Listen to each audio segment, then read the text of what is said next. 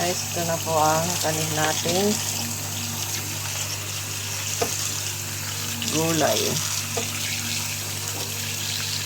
Samot na siya dyan, guys. Meron yan siyang alokbati.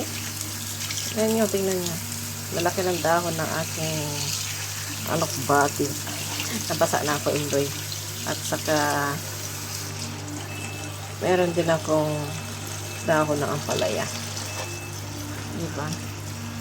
Tingnan nyo, may halo pa sili. Sama-sama na rin, bahog. Bahog na yan. Malunggay. Hapok ng gulay.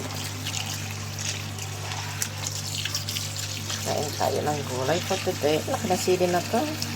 Siguradong sapak ang anghang nito. Siguradong sapak ang anghang. Yung aking ampalaya. Ampalaya. Tapos ito, nalagyan natin dahon ng sibuyas. Diba? Ito natin mabuti. Siya. Tignan nyo, ang laki ng dahon ng alokbati.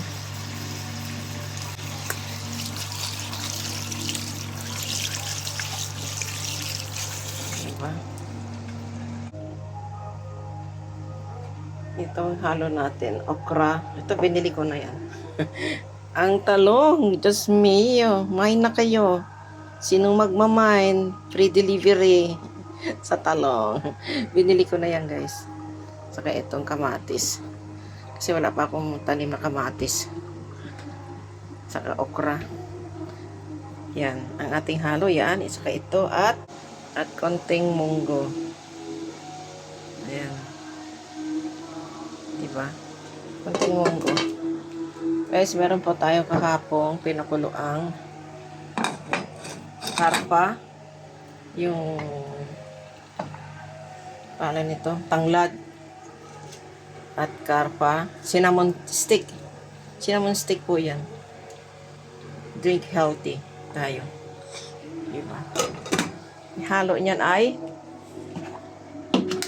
may talagyan natin na yung tanglad. Yan yung tanglad ko. Ito ang panahog niyan. Hipon. Hebe. Hebigat ang sarap. Diba? Hebigat ang sarap. Yan, dito sa ating gulay. Gulay is the life tayo today. Without rice or with rice. Pero okay lang kung walang rice. Yan lang tayo sa gulay. Gulay is life. Thank you very much. Gulay is life today.